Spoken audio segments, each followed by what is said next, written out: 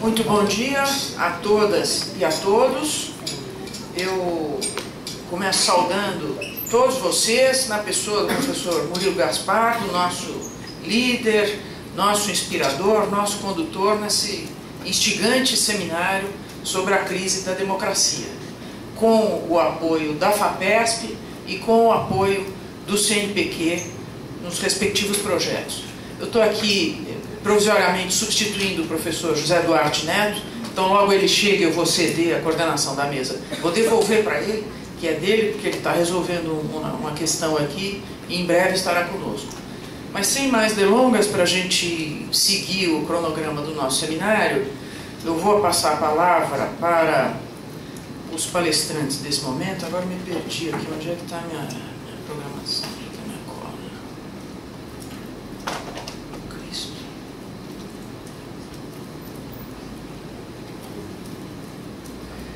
Então, o primeiro trabalho a ser apresentado agora é o trabalho sobre arranjos jurídico-institucionais e a dimensão tecnológica. Vai ser dividida a apresentação pelo mestrando Arthur Marchione e a mestranda Júlia Bernardes. Então, a palavra é de vocês.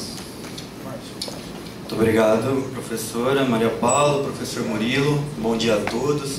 Eu me chamo Arthur Marchione e eu vou apresentar, junto com a Júlia, alguns aspectos sobre a dimensão tecnológica da crise. A gente procurou, através desse trabalho, fazer um recorte e compreender de que forma as novas tecnologias de comunicação e informação, chamadas digitais, transformaram a forma como a comunicação social se dá e como que isso foi utilizado, especialmente em alguns casos, alguns dos pontos de inflexão, a gente pode chamar dessa maneira, como a gente estava falando ontem, que ditam a forma como a gente compreende o tema hoje e que modificaram o entendimento que a gente tinha antes da descoberta desses momentos, que são principalmente a votação do Brexit na Grã-Bretanha, na Inglaterra, e a votação da eleição do Donald Trump. Bom, primeiramente é importante a gente destacar que a estrutura de comunicação social que a gente tem hoje é pautada na comunicação digital. Além de diversas outras características, como por exemplo a capacidade de cada pessoa escolher o tema que elas vão acessar e o volume muito grande de informações, a gente precisa dar destaque a dois aspectos, que são duas revoluções. A primeira é o que a gente pode chamar de sociedade da informação, ou revolução digital, que possibilitou essa veiculação de conteúdos entre os usuários, então uma comunicação no modelo de todos para todos, ao invés do modelo de um para todos, como era da mídia tradicional de massa. E o segundo, o que a gente chama de sociedade algorítmica, que a gente passa a compreender a partir dessa segunda revolução, que é o uso da captação e tratamento de dados dos usuários das plataformas digitais como uma forma de disseminar conteúdos. Isso tudo parte do pressuposto de que as tecnologias não são adotadas a despeito das estruturas socioeconômicas e políticas existentes em um determinado momento. Mas, na verdade, elas são adotadas e o uso delas dá significado à forma como a sociedade se comunica através dessas estruturas socioeconômicas e políticas existentes num determinado momento. Então, a gente pode resumir, já que a gente tem pouco tempo, a forma como a comunicação social se dá através de dois principais aspectos. Primeiro, o uso que é dado pelos próprios usuários a essas estruturas de comunicação digital, que hoje é pautado principalmente nas redes sociais e mecanismos de busca e serviços de mensageria. Então, são plataformas digitais que surgiram e se desenvolveram no final dos anos 1990 e que, a partir dos anos 2000, passaram por uma opção feita no Vale do Silício, então num lugar específico, de desenvolvimento. As características do desenvolvimento da comunicação digital partem, portanto, das opções feitas no Vale do Silício ao longo dos anos 2000 e 2010. Talvez a mais importante delas tenha sido feita pelo Facebook, lá em 2007, de não cobrar dos usuários nenhuma taxa pelo uso, mas de financiar os lucros da empresa através da disseminação de conteúdos por meio da análise de dados, o que a gente chama de análise comportamental psicológica. Quando a gente usa as redes sociais, a gente é dotado de duas possibilidades. Primeiro, a de escolher quais conteúdos nós vamos acessar e quais usuários a gente pretende seguir, e uma segunda, que é menos óbvia, que é escolher quais usuários podem acessar o conteúdo que nós publicamos. Isso torna A nossa forma de se comunicar pelas redes sociais é voltada para a expectativa de cumprir com uma aprovação de um grupo selecionado de usuários a quem a gente permitiu ter a visualização daquele conteúdo que a gente compartilha. Então as ferramentas, né, as arquiteturas das plataformas, que a gente chama de arquitetura da divulgação, são estruturadas de maneira que as pessoas publiquem, compartilhem, interajam mais pelas plataformas digitais, o que, por sua vez, provê mais dados para que as plataformas possam fazer o direcionamento de conteúdos. Então essa arquitetura da divulgação, que incentiva a gente a publicar de maneira a buscar a aprovação, uma autoaprovação, frente a um grupo específico de usuários que, por nos conhecerem da vida real, da vida offline, ou por semelhança de interesses, muda a nossa forma de se comunicar socialmente, porque as pessoas passam a naturalmente se fecharem em determinados grupos. Além disso, isso é muito potencializado por essa estrutura da sociedade de vigilância, ou seja, o direcionamento de conteúdos pelas plataformas digitais, com o objetivo de manter as pessoas conectadas, coletar dados e poder direcionar propaganda. E essa estrutura foi muito utilizada, como a Júlia vai colocar, por alguns candidatos, principalmente aí nas eleições de 2016, na norte-americana de 2016, na brasileira de 2018, como uma forma de influenciar o debate público. Então, a partir dessas duas características, ocorre a formação do que são chamadas câmaras de eco ou filtros bolha, que por sua vez se estruturam em mídias hiperpartidárias, em que as pessoas não há formação de uma esfera pública propriamente dita, em que as pessoas se colocam para o debate, falam e esperam ser ouvidas e estão dispostas a ouvir os outros, mas o fechamento em grupos específicos. A maneira como os conteúdos são compartilhados nas plataformas digitais, portanto, pode passar por uma estrutura que a gente chama de objetos digitais. E os objetos digitais não têm nada a ver com a lógica da racionalidade discursiva, ou seja, com a nossa capacidade de convencimento através do diálogo, mas sim com três características desses objetos digitais que tornam a comunicação social e principalmente o debate público em um produto que está mais relacionado com a capacidade de utilizar dessas estruturas das plataformas para convencimento das pessoas do que com a necessidade do conteúdo convencer os demais. Então, os objetos digitais são compostos por três aspectos. O objeto midiático, que é o conteúdo em si, que pode ser uma foto, um vídeo, um áudio, um texto escrito, e que independe da forma desse conteúdo, se ele parece ser um material jornalístico ou não, mas que o objetivo é, através daquela coleta de dados, elaborar um material específico para uma determinada segmentação. O segundo, que é o objeto de conexão, que é justamente essa soma das escolhas dos usuários com os algoritmos, que é o que estabelece a forma como a gente se comunica nas plataformas digitais, resultando na formação de câmaras de eco. E o terceiro, que é o objeto fático, que é justamente o estabelecimento de redes de usuários em torno de determinadas ideias, de determinadas preconcepções.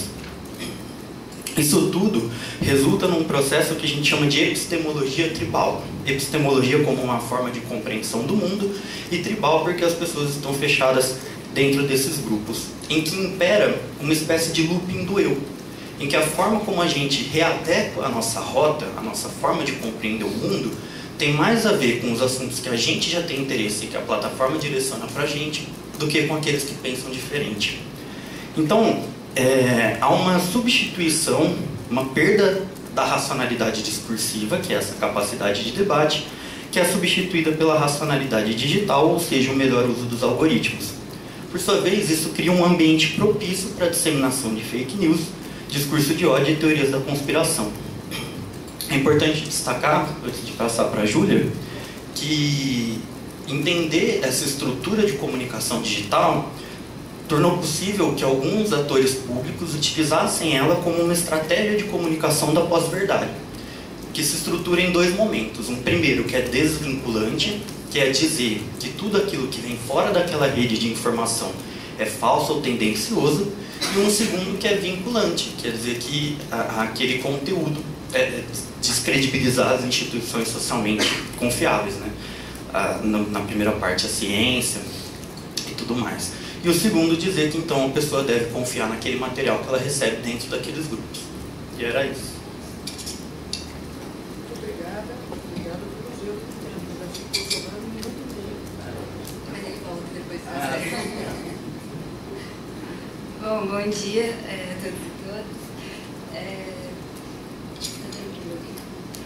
Dando continuidade, então, ao nosso trabalho, uma vez que a gente faz esse desenvolvimento, né, de como a estrutura comunicacional se alterou ao longo do tempo, de como ela hoje se estrutura, a gente passa a buscar entender como ela impacta na atuação das instituições democráticas. E a gente faz isso a partir de 2 pontos, né? O primeiro deles é entender a influência dessa nova estrutura comunicacional nos processos eleitorais, naquilo que a literatura especializada no tema passou a chamar de campanhas eleitorais digitais. E existe um momento de virada, né, que é apontado, que são as campanhas do Brexit e a eleição do Donald Trump, ambas em 2016, mas a gente se limita a analisar dentre essas duas o caso norte-americano e faz um paralelo, né, com o caso brasileiro de 2018. E isso porque a gente escolhe o caso norte-americano porque o uso dessa nova estrutura comunicacional não se restringiu à campanha, né? O Trump ele começa o seu mandato já lançando diversos ataques, né, acusações à mídia tradicional, apontando que ela estaria distribuindo fake news, conspirando contra ele, e ao mesmo tempo ele faz uso rotineiramente, né, ao longo do seu mandato, de declarações públicas falsas. Então ele ataca a mídia tradicional por estar disseminando fake news e ao mesmo tempo dissemina fake news. Mas esse comportamento, por estar inserido nessa nova estrutura comunicacional, não traz consequências negativas para a figura do Trump, porque ela é absorvida nesse contexto, né? Num ambiente político e midiático, como o Arthur estava falando, em que os cidadãos filtram os acontecimentos pelas suas próprias lentes, pelos seus próprios grupos, os apoiadores do Trump não chegaram a enxergar ele como uma pessoa desonesta. Só que, por outro lado, isso para a democracia, vindo de um chefe do Poder Executivo Federal, pode ter consequências, né, devastadoras.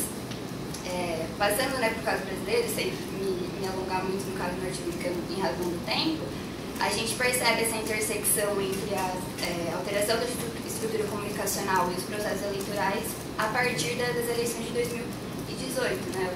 O professor Marcos Nobre até fala que isso se dá de forma mais estruturada nas eleições do ano passado, mas já é possível analisar isso, a influência que as campanhas digitais exerceram na eleição do Bolsonaro.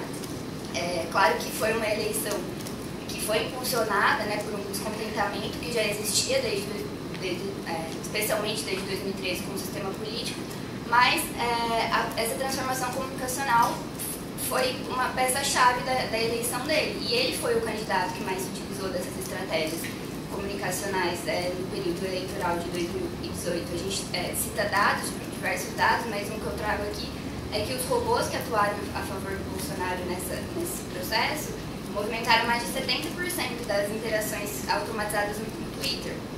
Então a gente vê a discrepância da utilização dessas ferramentas por parte dos candidatos dessa eleição e como o Bolsonaro soube se utilizar dessa estratégia, né, para conseguir ser eleito num contexto social político que já queria, né, essa contraposição ao que até então estava vigente. Além disso, né, além da utilização de robôs, a gente observou a atuação de empresas que disparavam mensagens em massa, a gente observou a coleta de dados e a utilização de dados dessa análise comportamental psicológica para direcionar conteúdo. Então, é bem marcante, né, no caso brasileiro, a partir de 2018, que se consolida no processo eleitoral de 2022. E além de analisar como essa nova estrutura comunicacional influenciou nos processos eleitorais, a gente também analisa como esses mecanismos foram utilizados por parte de líderes para estimular a prática de atos coletivos com demandas altamente ideológicas. Então, justamente por essa característica dos novos meios de comunicação de atingir simultaneamente um grande número de pessoas em diferentes lugares, os líderes autoritários se aproveitaram dessa característica e foi possível passar a observar a organização por parte da sociedade de movimentos altamente ideológicos e especialmente marcados por atos que são atentatórios às instituições democráticas estabelecidas, e esses atos explicitamente estimulados por governantes democraticamente eleitos. Nos Estados Unidos a gente pode citar, por exemplo, a invasão que ocorreu no Capitólio, e no Brasil a gente observa já a partir de 2020, a partir de abril de 2020, a proliferação de diversas manifestações populares de cunho antidemocrático, né, que pedem especialmente o fechamento do Supremo, do Congresso, a instalação de uma intervenção militar, e que culminou, né, no dia 8 de janeiro desse ano, com a invasão, né, a sede dos três poderes lá em Brasília. A gente passa em seguida as respostas institucionais, como as instituições elas se comportam diante dessa disseminação de fake news, do uso das fake news, do discurso de ódio nas plataformas digitais, porque diante desse impacto, né, das informações falsas veiculadas antes e durante as eleições, as instituições democráticas brasileiras foram impelidas, né, a reagir a esse contexto. Só que essa reação ela se dá num contexto que é marcado por uma insatisfação da sociedade com as próprias instituições tal como elas eram e estão estabelecidas, e além disso a legislação brasileira sobre o tema, especialmente o Marco Civil da Internet, não trata a questão profundamente, ela só tangencia a questão e não prevê mecanismos que têm como objetivo central minimizar o impacto ou o alcance desses conteúdos. E aí, nesse contexto, o judiciário brasileiro ele tem sido chamado a atuar caso a caso, né? Ele faz uma análise casuística, não faz uma análise sistemática, e isso traz uma série de dificuldades, especialmente em termos de eficácia das decisões e de segurança jurídica. Então, o que a gente tem é o Poder Judiciário, especialmente o Supremo e o TSE, que assumiram um papel de destaque sobre o tema, são colocados sobre os holofotes para decidir caso a caso, e tem que lidar com um tema que é muito sensível e muito impopular no contexto em que as próprias instituições estão sendo, né, altamente questionadas. E aqui a gente enxerga, né, um ponto de intersecção com o fenômeno da judicialização, que no Brasil tem dimensões um pouco maiores, né? A gente tem até a questão da supremocracia trazida pelo Oscar Vilhena, mas eu acho que é melhor não se estender nisso em razão do tempo. E por outro lado, né, ao mesmo tempo que o tribunal é colocado sob o holofote, ele assume muitas vezes, especialmente em razão do fato de ter que atuar de forma casuística, algumas posturas oscilantes. E isso evidencia, né, que o arranjo jurídico institucional brasileiro ainda não está aparelhado para lidar com esse mundo midiático multimodal. A gente também observa que, inserido nesse contexto, né, de protagonismo, de holofote, existe uma significativa influência da opinião pública nas decisões judiciais, né? Então, os tribunais eles buscam uma legitimidade na opinião pública, fora da racionalidade jurídica, que é o que se espera deles. A gente cita um grande exemplo disso, né, que começa com o mensalão, mas culmina na Lava Jato, que o Moro, né, então o juiz da época, fala expressamente que o Lava Jato só vai funcionar se tiver o apoio popular. E a conclusão, então, que a gente chega das respostas institucionais, né, que existem três fatores que demarcam essa atuação, essa resposta. Primeiro, que é a ausência de abordagem sistemática, privilegiando uma avaliação caso a caso. A importância que determinadas plataformas assumem de acordo com o país ou região, e a pressão que é exercida por causa de repercussão grande, né, uma ampla repercussão, que influi na opinião pública e que, por sua vez, vão influenciar também nessas respostas institucionais. Só para concluir, trazer então mais algumas reflexões sobre essas conclusões, o que a gente procurou demonstrar com esse artigo é que o problema da comunicação digital não parte só das patologias, que são a disseminação de fake news, discurso de ódio e teorias da conspiração, que são a expressão mais grave desse momento comunicacional que a gente vive. Mas a polarização, por exemplo, não é devida apenas a essa disseminação de fake news. Existem muitos materiais de cunho divisória da sociedade e que podem resultar numa fragmentação permanente da nossa democracia, que não são necessariamente falsos e que eles poderiam ser protegidos pela liberdade de expressão. Então, quando a gente fala em comunicação digital, a gente não pode resumir isso ao problema da disseminação de fake news e discurso de ódio. Isso dito, regulamentar as plataformas digitais não implica em resolver os problemas derivados da comunicação social. Então, essa abordagem sistêmica que a gente espera que seja tomada depende de diversos fatores e de diversas atuações distintas. Outras estratégias que podem ser adotadas, a educação digital, como estava sendo destacado ontem, eu acho que foi aqui no seminário que falaram, da coexistência de diversas gerações, né? Que a gente tem as gerações cada vez mais curtas e tudo mais. E cada geração teve uma relação com a internet que é diferente. Isso torna muito difícil a comunicação entre uma geração e outra. E a educação digital é necessária para colocar essas gerações para conversar. Outra possibilidade é o chamado labeling, ou red flag, que é indicar os conteúdos que têm problemas, ou indicar sites que sejam confiáveis sobre aquele tipo de conteúdo. Isso foi feito aqui no Brasil, muito a mando do TSE durante as eleições agora de 2022, então quando alguém postava "vou votar", as eleições, não sei o quê, aparecia um cardzinho embaixo, quem postou sobre isso sabe, e também na pandemia de Covid-19. Tinha mais algum aspecto. O Marco Civil da Internet, então, como ele foi aprovado antes da descoberta desses grandes escândalos da Cambridge Analytica, principalmente do Brexit, do Trump, da eleição do Trump, ele está desatualizado por esse motivo, porque até então a gente reconhecia os problemas da sociedade da informação, da comunicação digital enquanto estrutura, mas a gente não reconhecia bem, e talvez não reconheça até hoje, os problemas da sociedade algorítmica, que é a análise, captação e análise de dados, para fazer uma análise comportamental psicológica e direcionar conteúdos por meio do que é chamado microtargeting. Era isso.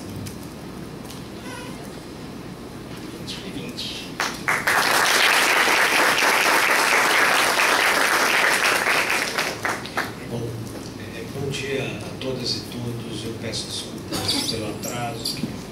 Arrumaram um compromisso para mim inadiável, que é imposto pelo empregador, então não tive como fugir. Peço desculpas formais ao grupo que apresentou, principalmente pelo assunto de grande interesse meu, é algo que eu estou pesquisando e lendo, então eu peço até autorização para vos importunar após ler o vosso trabalho. Se tiver alguma dúvida, passar um e-mail, olha, o que vocês acham, que vocês estarão contribuindo comigo com as minhas reflexões. Eu vou imediatamente, passar a palavra para o Ricardo Teixeira da Silva, orientando da professora Maria Paula, na USP, e para o Rafael Araújo dos Santos, nosso mestrando aqui. E sem mais delongas, voltando.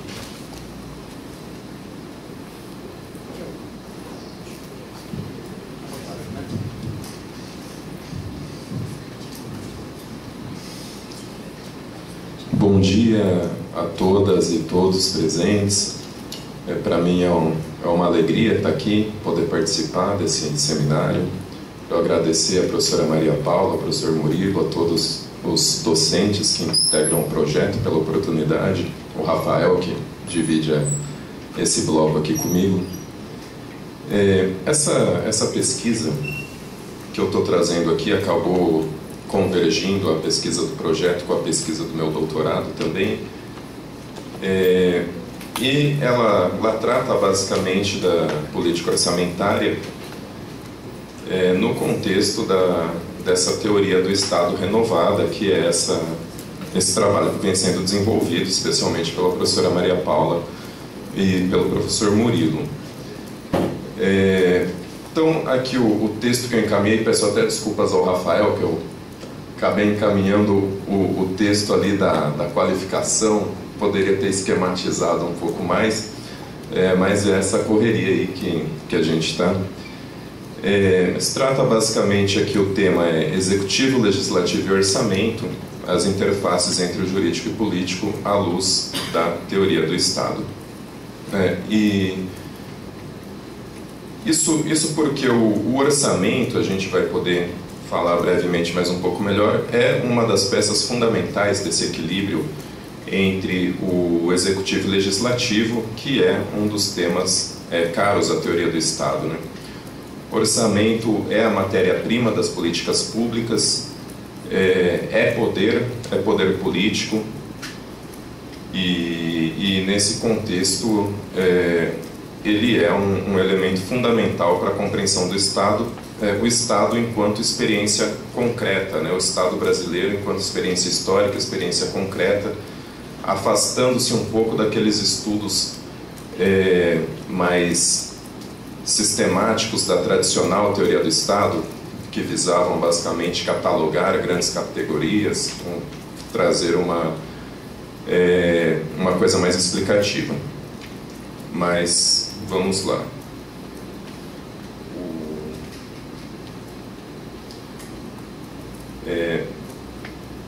Trazendo aqui brevemente a questão dos arranjos jurídico-institucionais, o orçamento ele está presente em todos os níveis. Quando a professora Maria Paula, na teoria jurídica das políticas públicas, descreve ali os níveis macro, meso e microinstitucional, nós podemos verificar a importância do orçamento em todos esses níveis.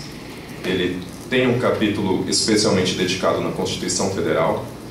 Descendo um pouco, existem as peças de planejamento estratégico, plano plurianual, a lei de diretrizes orçamentárias, e até ali na ponta da burocracia, na hora de realizar o empenho dos atos administrativos, a legislação orçamentária possui um efeito ali nos decretos, resoluções, inclusive para as universidades hoje, essa regulação mais infra, mais micro, tem uma importância fundamental, porque o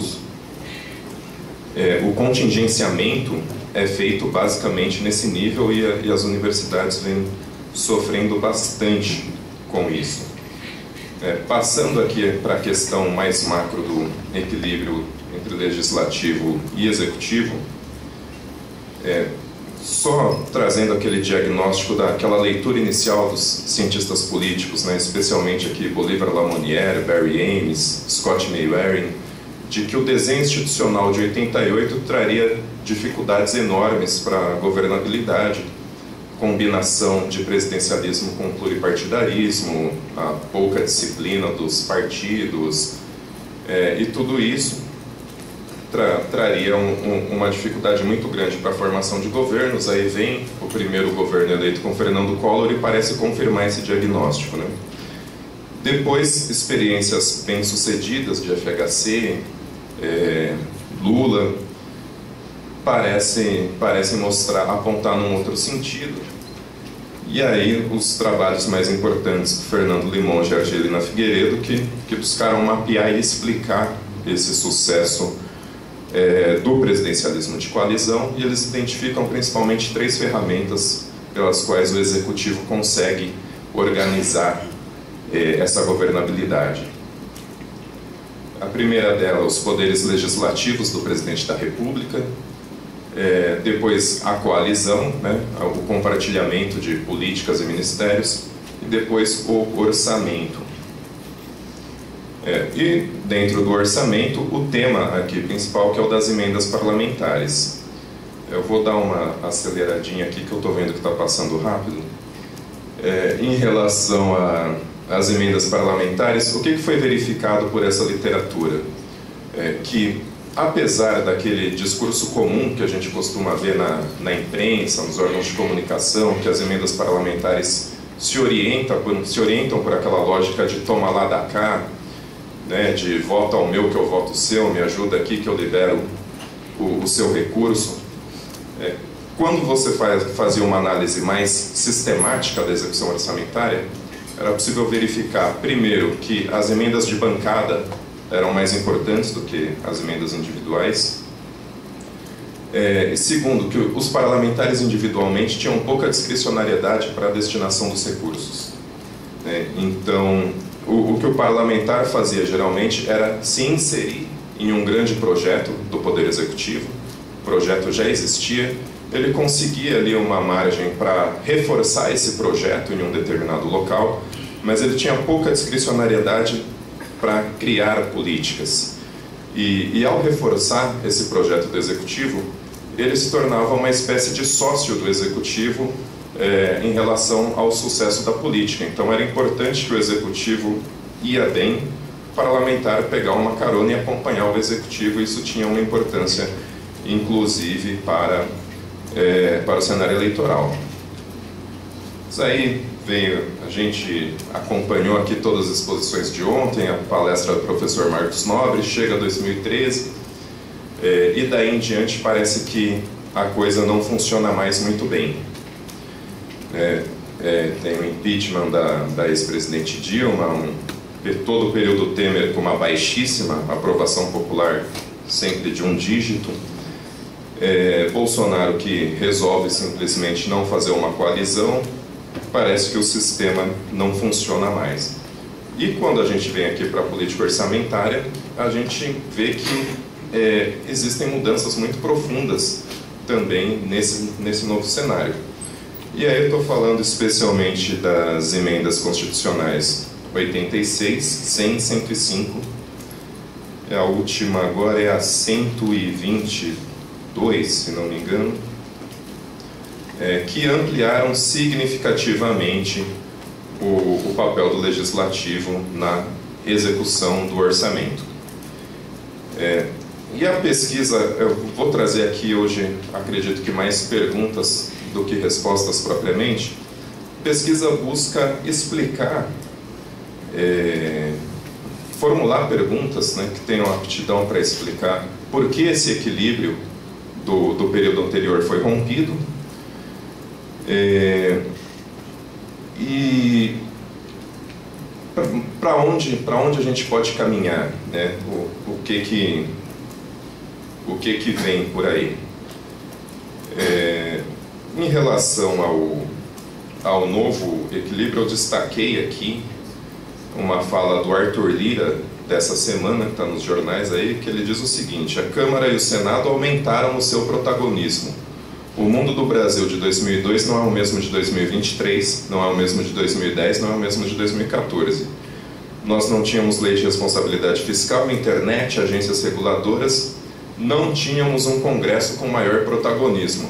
Acho que LRF, internet e agências reguladoras já tinha, ele se equivocou aqui. Mas um Congresso com maior protagonismo realmente é uma nova situação. O nosso desafio vai ser fazer com que o arcabouço e a reforma tributária fiquem à margem da polarização e das discussões políticas. Ou seja, o que ele está dizendo aqui? O governo sofreu algumas derrotas recentemente, a questão dos decretos legislativos sobre o marco de saneamento, próprio PL das fake news, que parecia que ia encaminhar e estagnou. E o Arthur Lira está dizendo, olha, essa articulação política não funciona mais como antes. O Congresso hoje está muito mais empoderado. Porém, nós vamos deixar essa necessidade do governo reforçar essa articulação de lado, e a gente vai tocar aqui duas coisas, que é o arcabouço fiscal e a reforma tributária. Ou seja, o núcleo nas questões mais que o Congresso enxerga como mais importantes, ele está falando para o Executivo que ele vai tocar. Isso daqui a gente vai esquecer um pouco aqui, situação, oposição. A gente negocia nas outras coisas, mas quem vai dar a direção é o Congresso Nacional. E, sim, já encaminhando aqui para finalizar,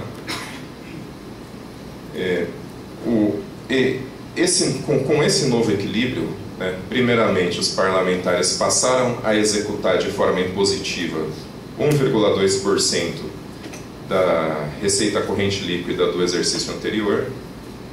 Depois eles acrescentam mais 1% para a emenda de bancada. Depois eles criam mecanismos para que o presidente da República não consiga fazer um contingenciamento arbitrário dessas previsões. O contingenciamento pode ser no máximo equivalente ao contingenciamento das programações do próprio Executivo. E agora, por final, aumenta para 2%. Analisando aqui brevemente as propostas de emenda constitucional, a tramitação, o que a gente pode verificar nos 3 primeiros casos, da emenda 86, emenda 100 e emenda 105, é que houve uma grande convergência entre partidos de todos os espectros ideológicos, na linha direita-esquerda, situação oposição, com exceção do PSOL. Todos os partidos tiveram um apoio significativo à criação das emendas impositivas. O que rompe um pouco aquela lógica do paradigma da ciência política que vinha até então, né? Que eles diziam, o embate não é executivo-legislativo, o embate é coalizão-oposição.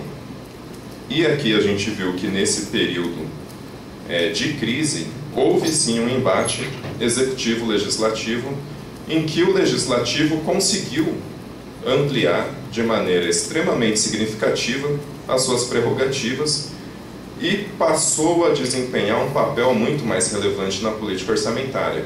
E desempenhando esse papel muito mais relevante, ele passa a ser muito menos dependente do executivo. O executivo precisa avançar na sua agenda, mas se antes a liberação de emendas era um recurso importante, hoje ele não deixou de ser importante, mas ele tem um peso muito menor, porque os parlamentares já têm garantidas as suas emendas num volume muito razoável de dinheiro. A gente pensa, 2% da receita corrente líquida é só 2%, a gente está falando de muito pouco. Mas retirando aqui serviço da dívida, folha de pagamento e encargos da folha de pagamento, previdência social, verbas vinculadas à saúde e educação, esses 2% passam a ser um volume extremamente relevante dentro daquilo que o governo tem uma razoável margem de discricionariedade. E encerrando aqui já indo para o final, o que a gente tem vislumbrado aqui como principal hipótese de trabalho é que sim, aparentemente estamos em crise pelo menos desde 2013, como ressaltou o professor Marcos Nobre, e essa crise criou ali uma espécie de janela de oportunidade para a realização de mudanças institucionais importantes. Agora, esse novo equilíbrio entre executivo e legislativo que se verifica de forma muito clara na política orçamentária, é um prolongamento da crise? Essa dificuldade que o governo vem enfrentando para o avanço da sua agenda é simplesmente um prolongamento da crise que a gente está vendo desde 2013, ou ele não necessariamente é isso? Ele pode ser uma outra coisa que decorre de um novo equilíbrio.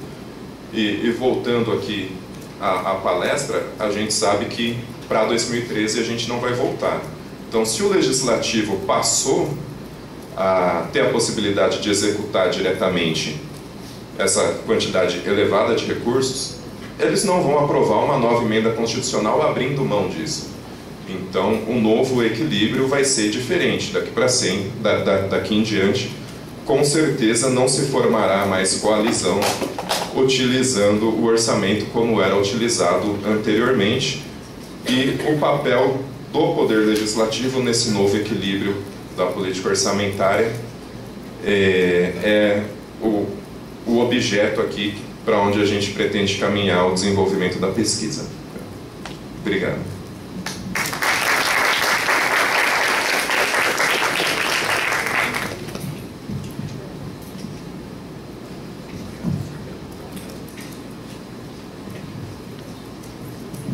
Bom dia a todos, bom dia professor, bom dia colegas de mesa, bom dia professor Murilo, Ricardo. Quero novamente cumprimentar a professora Maria, Lúcia, cumprimentar a todos os presentes. O meu trabalho também segue o mesmo questionamento, minha pesquisa também segue quase o mesmo questionamento do meu colega Ricardo, que é realmente para avaliar como...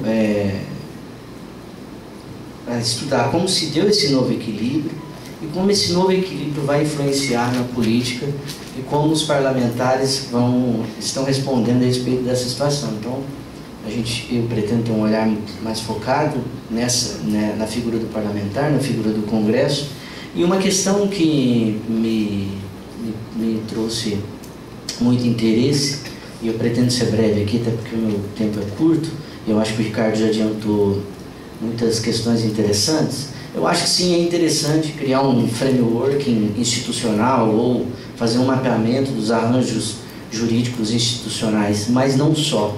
Porque o parlamentar é a figura, é a célula principal desse funcionamento do Congresso. Sem a análise do parlamento, e quando eu digo isso, me digo embasado em teóricos que estudaram a teoria da ação, estudaram as ações sociais, um deles, Max Weber, citado por Habermas, salvo engano, capítulo 4 do Agir Comunicativo, em que ele diz que a problemática da análise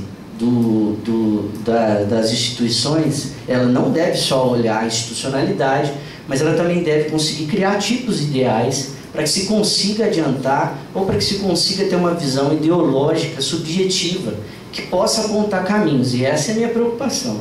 Então, até justificando uma pergunta que o professor Murilo me fez durante a urdidura dessa breve ideia de pesquisa, o que você pretende observar com os interesses? E é exatamente essa questão. Acho que a Constituição e a definição, e eu acho que o professor Marcos Nobre também diz isso no livro dele, Nos Limites da Democracia, é que tanto o Limonge, o Sérgio Abrantes já vai para a questão da cultura, mas eles apenas observam a influência da instituição sobre o Congresso, a influência da instituição sobre os parlamentares, me desculpe.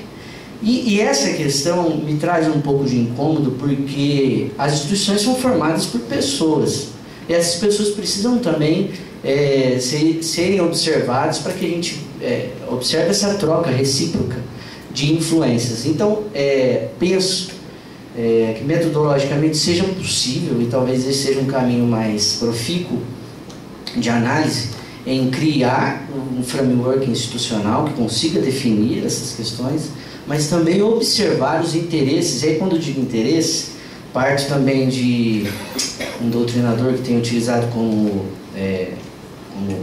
paradigma, o professor Sérgio Praça, e ele cita também um institucionalista que estuda o Congresso americano, o Schickler, e ele diz que é possível definir 5 interesses coletivos presentes no Legislativo, no Congresso, em que ele observa. E esses 5 interesses são interesse de reeleição, interesse no Legislativo como ator coletivo, e aqui essa questão do interesse do Legislativo como ator coletivo, a gente entra nessa questão da nova relação de poder estabelecida pelo Parlamento, as suas influências no orçamento, interesses nos postos de poder institucional, quarto, interesses partidários e, por fim, interesses em políticas públicas. Então, eu acho que, criando essa metodologia de contraponto entre o mapeamento institucional e a observação desses interesses subjetivos, mas pensando tipos ideais daqueles que conseguiram, ou como empreendedores, assim, por exemplo, um dos exemplos, o Eduardo Cunha, como empreendedor, que aqui essa é uma terminologia que o professor Sérgio Praça utiliza, de alteração no orçamento, ou imposição daquilo que ele tinha como interesse legislativo nas emendas parlamentares, mas se conseguiu observar discursivamente o que ele apresentava como interesses ideológicos, acho que tentar consubstanciar isso dentro de uma pesquisa pode fornecer uma possibilidade de análise para o futuro, de observação daquilo que os discursos e aquilo que a institucionalidade tem colocado como opções. E aí talvez isso possa colaborar também para o debate e a gente poder ter um diagnóstico para que lado a democracia pode caminhar, principalmente nesse sentido de que é o orçamento, assim como bem colocado pelo Ricardo, eu vou terminar, já passei meu tempo, de como a democracia e de como um novo arranjo de governabilidade pode funcionar para o futuro, já que esse foi derrocado a partir de 2003, conforme o professor Marcos Nobre colocou. É muito recente a minha pesquisa, eu peço compreensão de todos, eu acho que há alguns termos a serem definidos, mas essa é a minha linha básica de pesquisa. Bem, eu não sei qual é a dinâmica, mas eu acho que é melhor, né, fazermos assim, ao invés de fazermos toda a apresentação, colocarmos as perguntas, as dúvidas para permitir o debate, a professora Maria Paula gostaria de falar. Eu estou quebrando o protocolo, mas eu queria fazer uma sugestão, fazer um comentário, se me permite. Eu acho até mais interessante, professor, assim, dentro do grupo de pesquisa, porque a gente coloca, dá uma dinâmica, uma outra dinâmica, Só para não perder a ideia que acabou de aparecer, fica como sugestão também para o Murilo de orientação, porque esse é um assunto que eu tenho particular interesse. Muitas vezes eu moldo junto com os orientandos para a gente ir preenchendo uma etapa. Eu estou convencida, e depois que o Ricardo trouxe o projeto, fez a qualificação, estou convencida que aqui a gente tem um assunto importante. Acho que muito do que foi dito ontem na palestra do Marcos Nobre são questões para a gente investigar. E eu vejo uma complementaridade entre as duas pesquisas e vou me permitir tomar a liberdade de sugerir ao Murilo uma linha de orientação que acho que pode captar o interesse do... Arthur é ele, né? Você é Arthur? Hã? Rafael. Que é a seguinte, tem uma pergunta, e nós falávamos no debate, que é qual o papel, não apenas do legislativo, em sentido amplo como instituição, que é mais a linha do Ricardo, mas qual é o papel das pessoas. Já que você está interessado nas pessoas, acho que tem um papel das pessoas que tem dois planos que você poderia trabalhar. Ou os presidentes da Câmara, que é muito diferente o que aconteceu sobre o Arthur Lira, do que aconteceu sobre o Maia, sobre o Cunha, sobre o Severino. Então, se me permite a sugestão, ou essa linha, ou uma outra linha, e você pode se basear no Limonge e Angelina Figueiredo, e eles falam, isso tem outra coisa que tem um microfone ligado, precisa desligar esse que está dando microfonia. O Limonge e a Angelina, eles falam de... Será que ele está perto da caixa? Eles falam do papel dos líderes no orçamento. E eles dizem que isso foi uma coisa que o Eduardo Cunha quebrou e que o Lira definitivamente quebrou. Então você podia fazer uma pesquisa que se soma, tentando entender o papel, seja dos líderes partidários, se ele mudou mesmo, como é que eles fazem. Aí você tem que pegar documentos das comissões, não sei quanto que você vai pegar, ou pegar o papel dos presidentes, que talvez seja mais fácil, porque você tem muito documento público, e fazer uma análise. Acho que é compatível com o mestrado, você trabalha dentro dessa grande chave, e sem ir muito longe, sei lá, ou de 2013 para cá, pegar, ou ir um pouco mais para trás, né, do Fernando Henrique para cá, quando a coalizão funcionava, quando o presidencialismo de coalizão funcionava, e o que mudou na condução dos presidentes da Câmara, quando nós estamos entendendo que o presidencialismo de coalizão deixou de funcionar. Era essa a ideia que eu queria trazer. Eu quero até agradecer, professora, porque, só para complementar, eu concordo com uma questão. Quando a gente vai tentar estudar o presidencialismo de coalizão, ou esse arranjo de governabilidade, a gente consegue observar que a gente tem várias análises sobre o presidente da República, sobre o poder executivo em si. Mas a gente não sabe, por exemplo, isso sim, cientificamente, o que pensa os presidentes da Câmara. Quando eu li esse último livro do professor Sérgio Abranches, Presidencialismo de Coalizão, as raízes do modelo brasileiro, ele faz um estudo sobre os presidentes, mas ele cita muito en passant os presidentes da Câmara.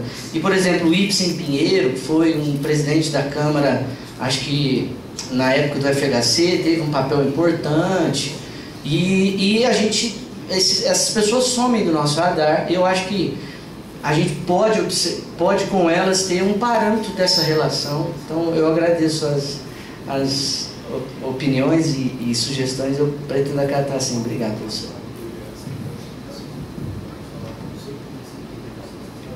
Segui essa rota, interessante. E se me permite só um comentário, eu acho que sempre, para não perder a dimensão jurídica, fazendo essa análise, esse contraponto entre o que mudou em termos do perfil político, quem é o líder, de onde é que ele vem, por que há essa mudança, mas também observar se houve alguma mudança institucional relevante que, usar uma palavra, não sei se muito adequada, mas que empoderou, que deu mais poder, e como que a mudança comportamental na política dele também impactou em mudanças institucionais propriamente, né? Jurisdicionais. Exato, considerando tanto normas escritas e infralegais, e regimentais, como também existem normas não escritas no parlamento que são relevantes também. E assim me ocorre essa ideia. A gente olha o pessoal de direito civil e contratual, está o tempo inteiro olhando para normas não escritas. Na política, às vezes, a gente não dá muita relevância para isso. Eu não estou voltando nas normas não escritas do Levitsky e do Ziblatt, que explicam, mas normas não escritas, não estruturais, grandes, mas aplicadas ao cotidiano da vida parlamentar, elas são importantes. Se me permite um complemento, instituição significa isso. Os institucionalistas do começo do século XX, eles estavam se referindo às normas praticadas. E isso é um ponto de convergência com a ciência política. A Elinor Ostrom fala, a instituição é a regra praticada. Então tem tudo a ver, o arranjo jurídico institucional é a prática jurídica. Fecha as práticas. Desculpa, mas é irresistível seguir o debate. Pensando também no diálogo com a discussão metodológica que a gente vai fazer, que tem feito, muitas vezes o jurista não olha para essas normas não escritas e o cientista político olha para elas, mas sem ter a condição de fazer a adequada análise dogmática mesmo em face do direito posto e como que ele deve ser interpretado e aplicado. Esse é um caminho que eu acho que a gente tem muito a contribuir.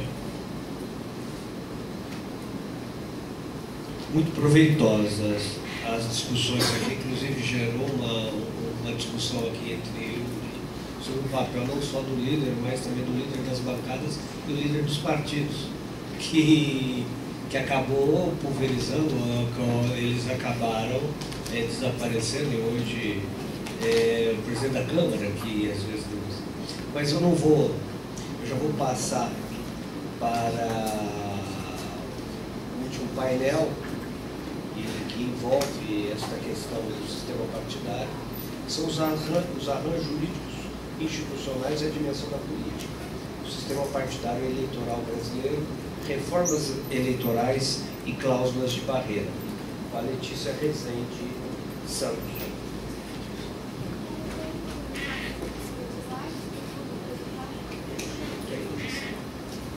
Não. Onde ela está? Fazer tem como. O problema... Porque é mais fácil fazer por aqui.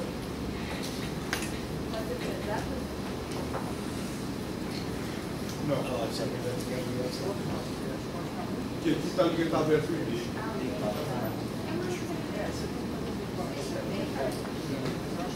Não, isso não é verdade.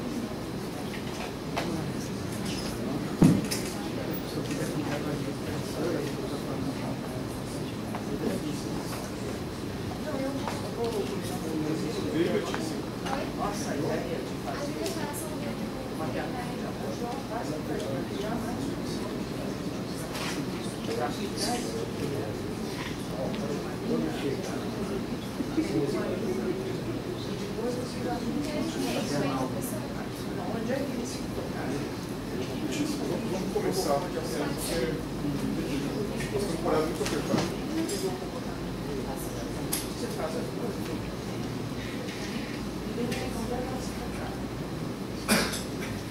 Agora chegou.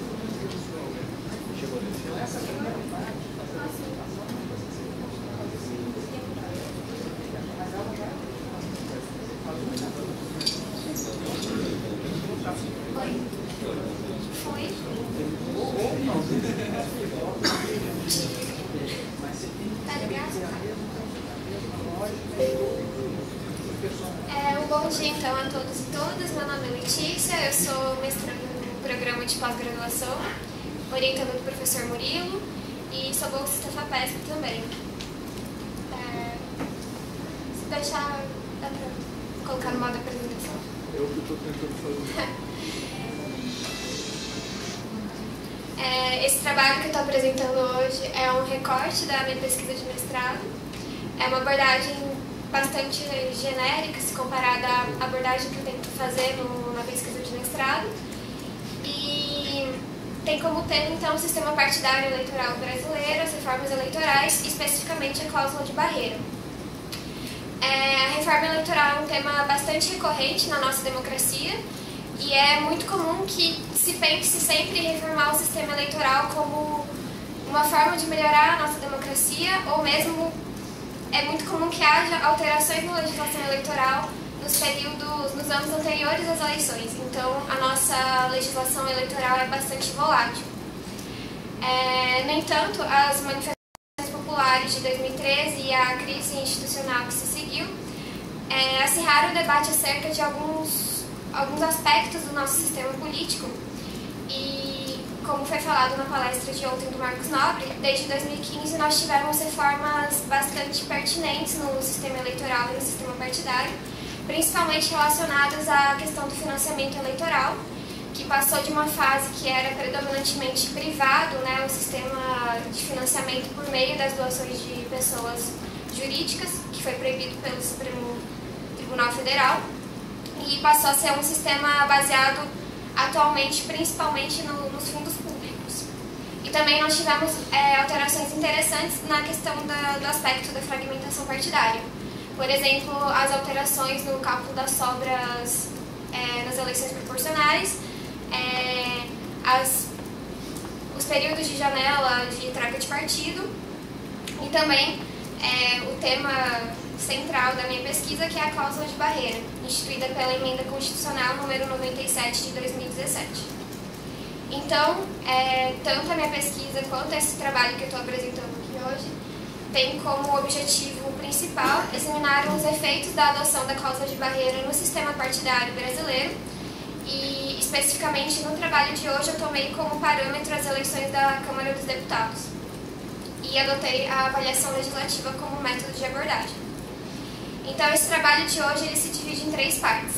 Na primeira parte, eu trouxe um panorama bem geral, bem genérico mesmo, do sistema eleitoral e do sistema partidário brasileiro, destacando algumas nuances do pluripartidarismo. E eu acho muito interessante que o pluripartidarismo ele é retomado no Brasil no período de reabertura democrática, né, no último dos governos ditatoriais que tivemos. E, na verdade, o pluripartidarismo ele foi adotado como uma estratégia da Arena de tentar desmobilizar o MDB e continuar com pelo menos essa investigação inicial que eu fiz, e continuar com a ditadura no Brasil. Então, o pluripartidarismo ele nasce nessa transição, nesse período de reabertura democrática. Então, desde o princípio, né, desde a elaboração da Constituição e quando foi promulgado o texto, garantindo a liberdade na criação dos partidos políticos, e já existiam vários partidos políticos na época, já tinha essa discussão na academia mesmo a respeito da questão da fragmentação partidária. Tanto que no texto do Sérgio Abrantes, de 1988, ele argumenta que é natural que existam vários partidos políticos no Brasil porque é uma sociedade muito plural, uma sociedade muito diversa, então é natural que vários grupos se formem. E na época ele falava que isso definitivamente não era um problema para a democracia brasileira, e é bem interessante quando ele revisita a questão do presidencialismo de coalizão, que ele reconhece mesmo que a fragmentação partidária se tornou um problema no Brasil. E nesse ponto eu acho interessante também destacar que quando a gente fala da característica da fragmentação partidária, a grande preocupação, pelo menos nesses estudos iniciais que eu fiz, não é a questão da existência de um grande número de partidos. Eu acho que é bem natural, de fato, que existam vários partidos, mas a grande preocupação é que esses partidos sejam representados nas casas legislativas, que as casas legislativas sejam bastante fragmentadas em termos de partidos representados. Então essa foi a primeira parte do trabalho. Na segunda parte, procurei realizar também um panorama geral sobre as principais reformas eleitorais ocorridas principalmente desde 2015, com destaque para a cláusula de barreira. E sobre a cláusula de barreira, eu acho também que é pertinente analisar que, sob a égide da Constituição de 1988, a emenda constitucional número 97 não foi a primeira tentativa de implementar uma cláusula de barreira no Brasil.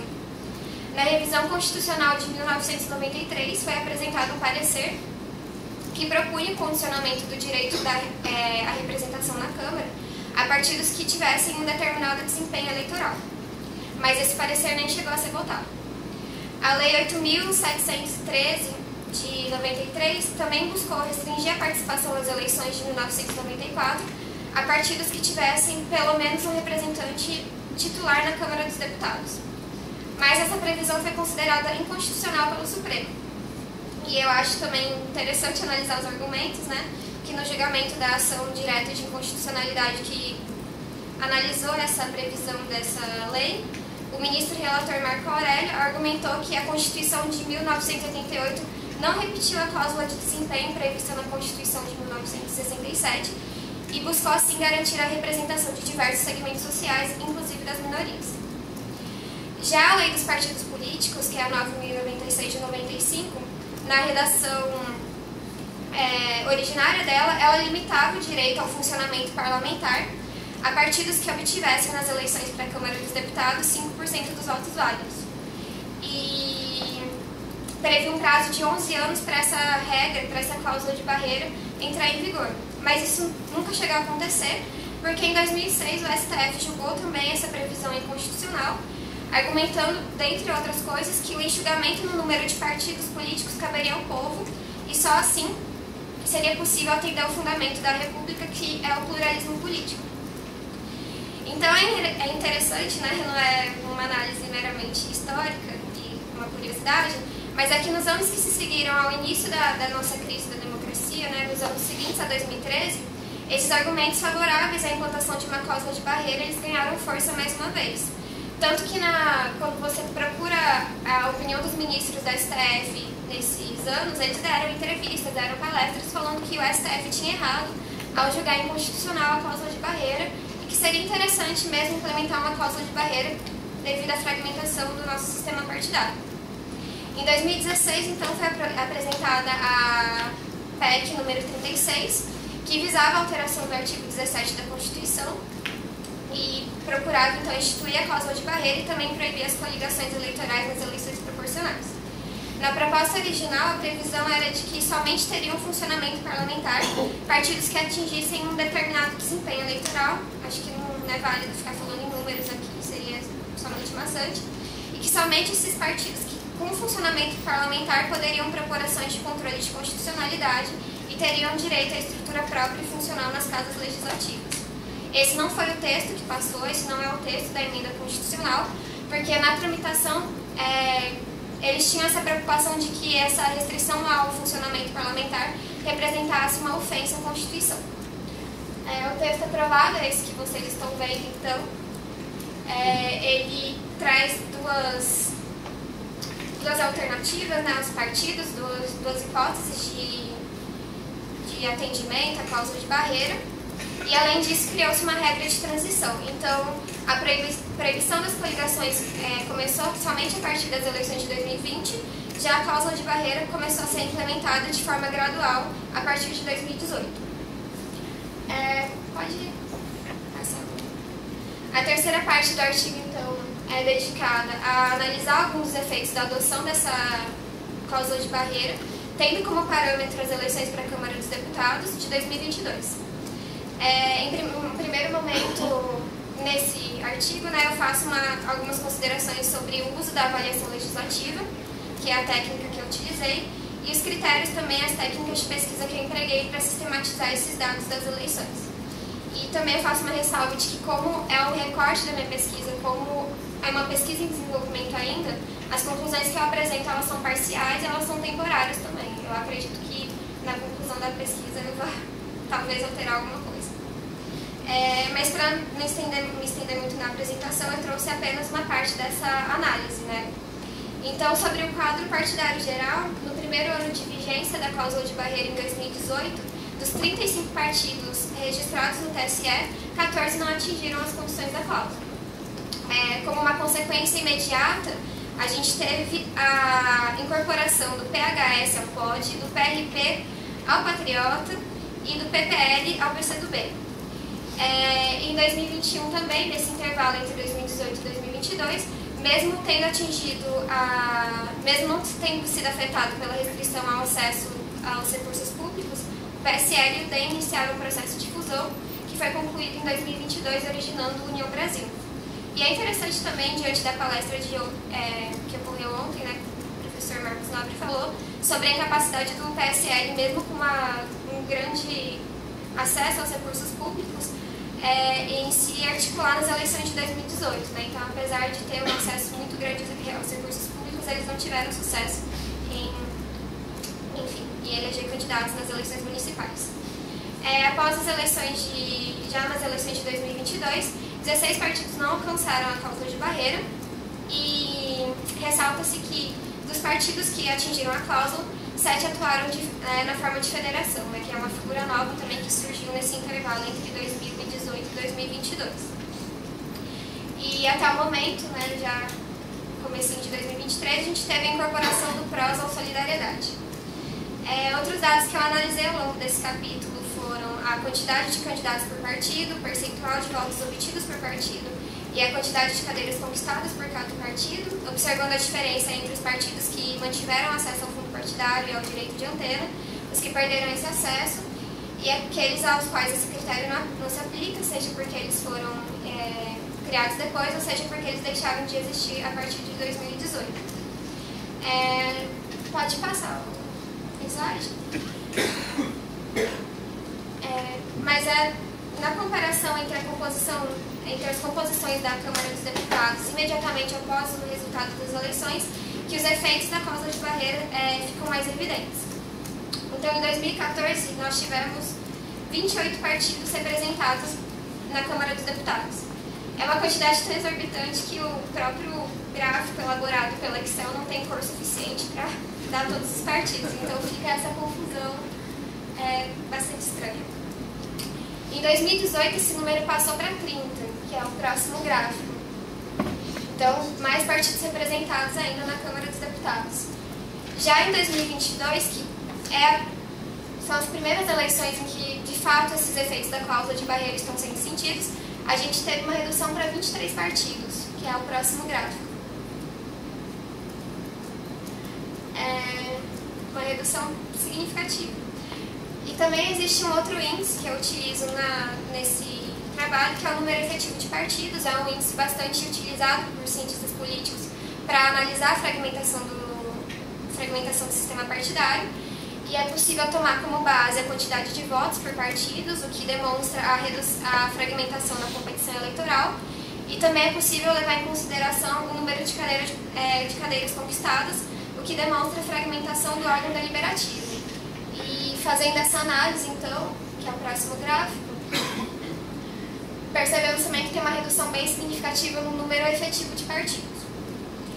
Então, diante disso, né, nessa pesquisa, a minha principal conclusão é que a cláusula de barreira ela vem sendo efetiva na consecução do objetivo de redução da pulverização partidária, se a gente tomar como base a Câmara dos Deputados. No entanto, né, eu faço essa ressalva e eu sempre tenho esse pensamento muito forte enquanto eu faço essa pesquisa, que é uma análise bastante quantitativa, mas pensar nos efeitos, pensar se a cláusula de barreira é uma medida benéfica ou maléfica, se ela prejudica ou não a representação de minorias, e pensar também em qualidade uma melhora na qualidade da governabilidade ou da nossa democracia, eu acho que esse método, essa técnica que eu utilizo, ela é bastante limitada para isso. E eu me questiono também, acho que seria muito inocente pensar que os problemas que a gente enfrenta na democracia hoje, eles decorrem dessa fragmentação partidária, ou que a fragmentação partidária é a causa de toda a ineficiência do nosso sistema. E é obviamente uma característica bastante relevante, bastante marcante, mas eu acho que assim, tomando uma obra de referência que é da professora Eneida Desenho Salgado, né, ela pesquisa bastante o sistema partidário e os partidos políticos. A gente precisa sempre questionar, quando a gente está estudando uma reforma eleitoral, uma reforma política, quem fez essa reforma e a quem essa reforma está beneficiando. E eu acho que analisar somente a quantidade de partidos não demonstra a qualidade ou não dessa cláusula de barreira. Eu acho que tem um tempo ainda. Então eu poderia ter trazido mais dados, mas basicamente é isso, é uma reflexão que eu faço, né? Enfim.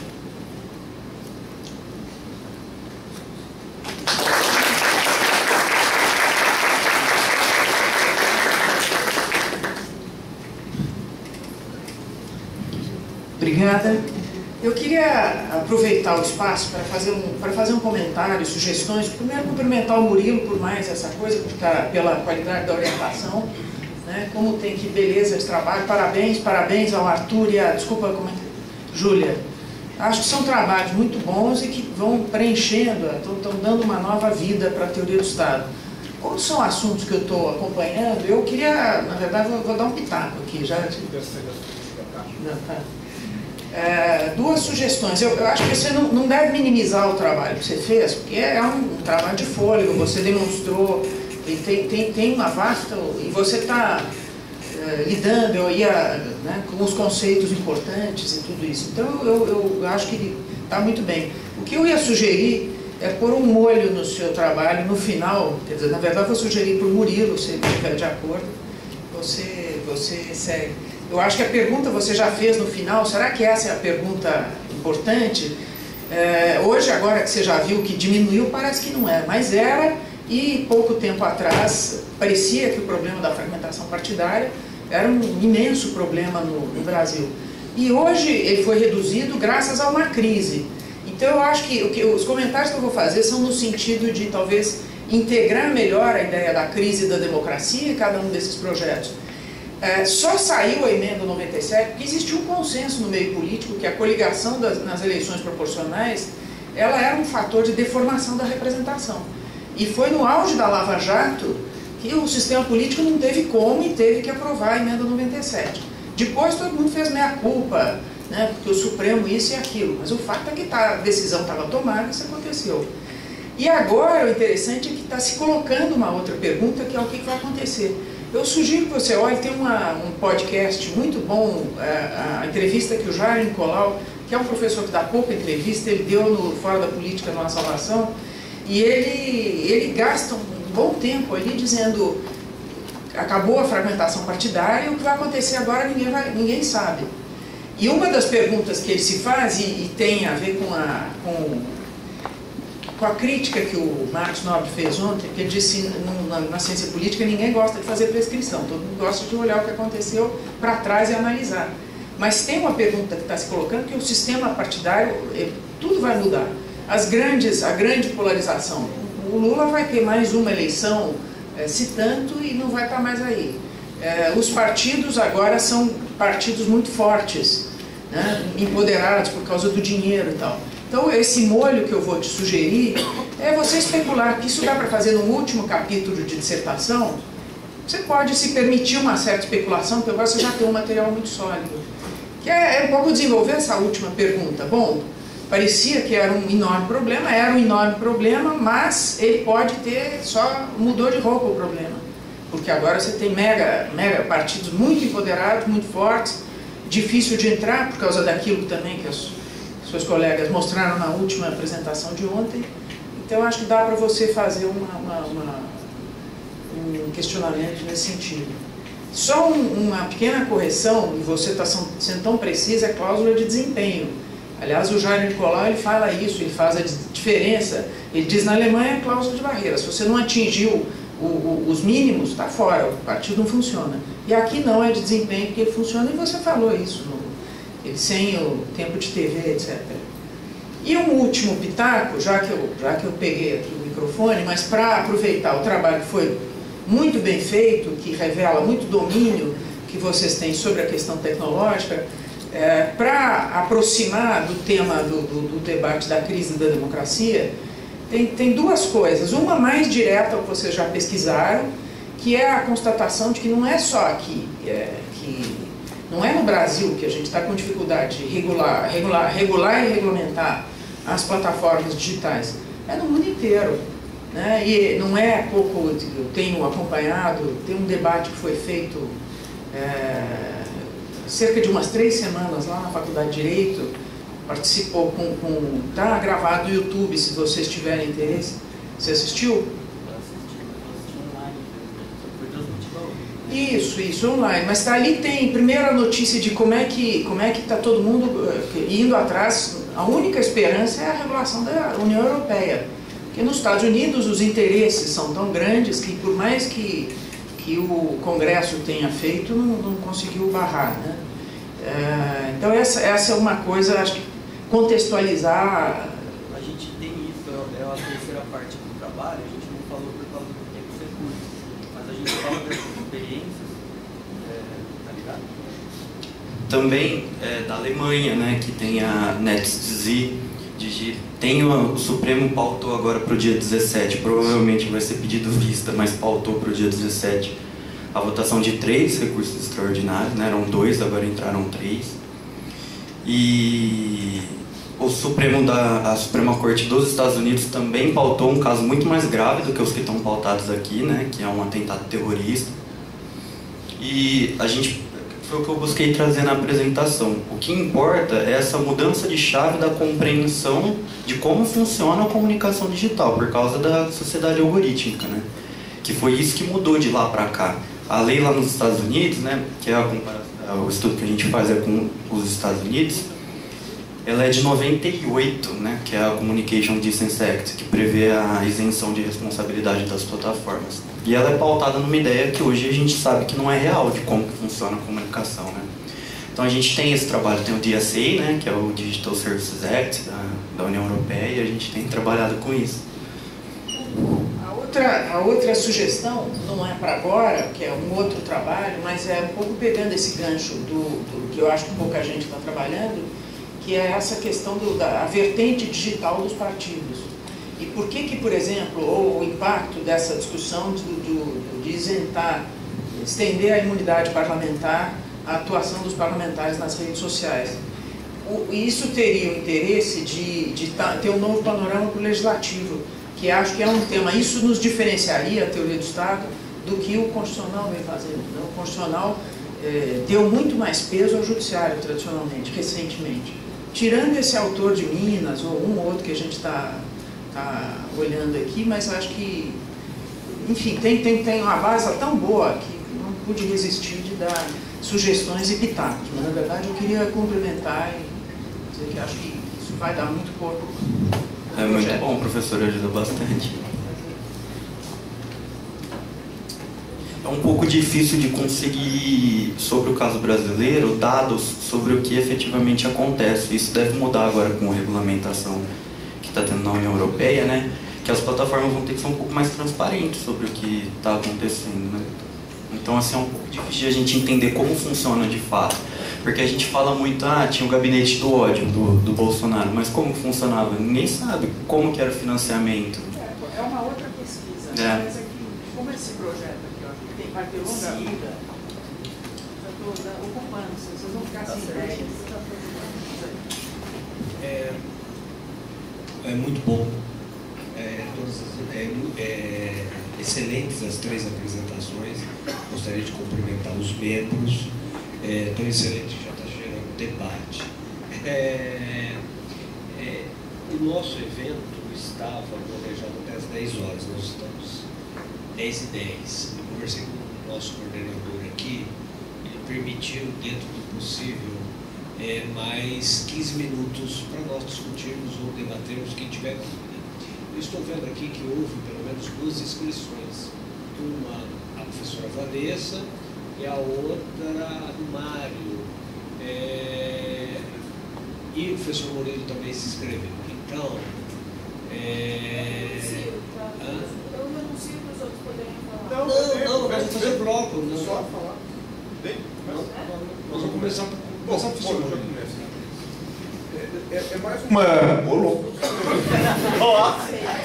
Ouvindo o debate da Letícia com a Maria Paula, me ocorre o seguinte, assim, que essa reflexão sobre a redução do número de partidos se dava no contexto da polarização PT-PMDB, PT-PSDB, desculpa, em que não só o PMDB era o líder do condomínio, como era um partido muito grande.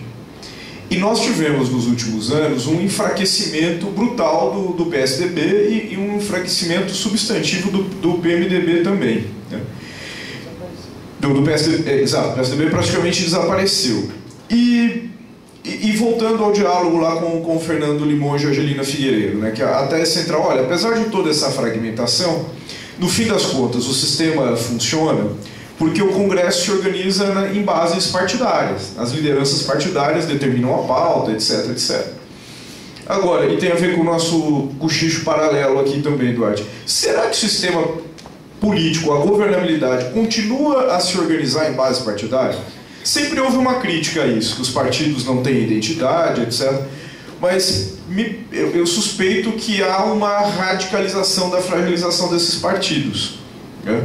Veja a questão das votações, como é que eles estão divididos, União no Brasil no governo, não está, aquela pressão extra-parlamentar que vem de um lado das mídias, que vem de outro lado, por exemplo, das igrejas neopentecostais, que regem muito mais o trabalho dos parlamentares do que o próprio partido. E aí, qual vai ser o efeito concreto da redução do número de partidos para viabilizar uma governabilidade mais estável e não nessas bases que favorecem a corrupção, etc., se no fim das contas o processo parlamentar, não obstante a institucionalidade dizer que tem líder, tem tudo, ele funciona em outras bases. Essa é a minha especulação. Eu só acho que pode ser transitório, isso pode ser uma transição. Também.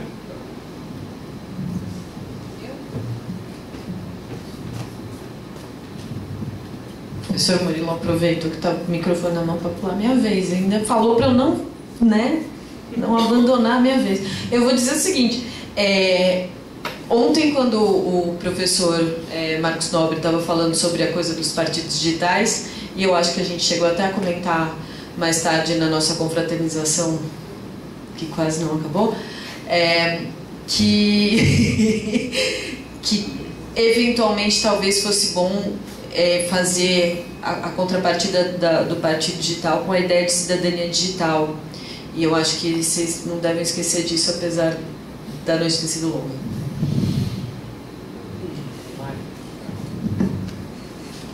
Bom dia, antes de mais nada gostaria de me apresentar. Eu sou o Mário, aluno do 2º ano de Direito da turma noturna, e eu gostaria de fazer uma pergunta especificamente para a Letícia, mas abrir também para caso outra pessoa da mesa queira responder, que é sobre se as cláusulas de barreira, ou como fez a correção, professor, as cláusulas de desempenho, atuam também como uma forma de controle da opinião pública.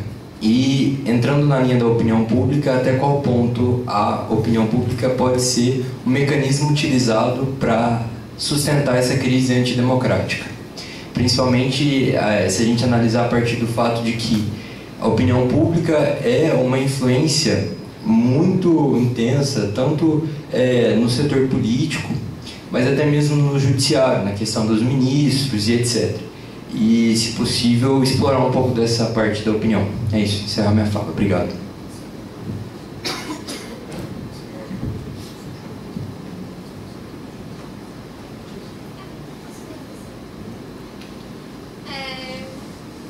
Vou tentar ser rápida aqui. Agradeço aos apontamentos de todos, acho que contribui para engrandecer a pesquisa, né? Sobre a nomenclatura, eu acho interessante que antes da cláusula de barreira efetivamente entrar em vigor, As discussões acerca da constitucionalidade dela eram grandes, né? Se a gente pega as pesquisas que saíram em 2018, se questionava muito se ela seria compatível com a previsão constitucional do pluralismo político e em que medida ela afetaria as minorias, a representação das minorias, e também tinha esse debate acerca da nomenclatura, porque de fato a cláusula de barreira que é tida como modelo até durante o processo legislativo é a cláusula de barreira alemã, né? E de fato a cláusula de barreira alemã ela impede que o partido assuma a sua cadeira se ele não tiver determinado desempenho. Então o que se argumentava porque falar em cláusula de barreira e não de desempenho é que ao minar o partido através da retirada dos recursos ao acesso ao fundo partidário e ao direito de antena, você acabaria impossibilitando a existência do partido político. E eu acho que isso de fato não se observou depois de 2018, né? Os partidos menores com ideologia, digamos assim, eles continuam, eles persistem lutando mesmo sem o acesso ao fundo partidário e ao direito de antena. E eu acho interessante também ponderar isso com as novas tecnologias, né? Será que o direito de antena hoje em dia é de fato tão importante assim para o partido político, já que a articulação em rede social, em mídia social é tão forte? Então fica esse questionamento. Mas eu concordo que cláusula de desempenho acho que traduz bem melhor o que a gente tem aqui no Brasil. Sobre a questão da opinião pública, eu acho que esse aspecto da relação da cláusula de barreira é uma análise que extrapola essa questão da quantidade e analisa os impactos da cláusula de barreira na escolha das pessoas na hora de votar num partido, né? É o que eu faço mais dentro da minha pesquisa do mestrado e não nessa análise que eu fiz hoje. Então, é difícil você instrumentalizar isso, né? Através dos dados, você observar isso na realidade é bem difícil. Eu tento analisar o comportamento do eleitorado em relação aos partidos que não atingiram a cláusula. Se houve uma redução dos votos desses partidos, se esses partidos se mantiveram. Eu acho que, na verdade, a questão da cláusula de barreira, ela não... Acho que ela não extrapola muito como vou explicar? O debate... Não, ela não... Acho que ela não extrapola muito o debate... Ela não alcança muito a opinião pública, né? A opinião em geral. Então, acho que essa escolha já não é consciente, se a gente for pensar, a escolha do partido. O nosso sistema de votação, as votações são guiadas geralmente pela figura dos candidatos. Tanto que eu jogo esse dado, né? Por exemplo, o PL, nas eleições de 2018, elegeu, não sei exatamente o número, não lembro de cabeça, mas uma quantidade infinitamente menor de candidatos do que ele elege em 2022. E isso demonstra a grande influência das eleições presidenciais na nossa eleição legislativa para a Câmara dos Deputados. Então, acho que a nossa política ela é muito mais pautada na figura do candidato do que exatamente no partido político, né? Eu não sei se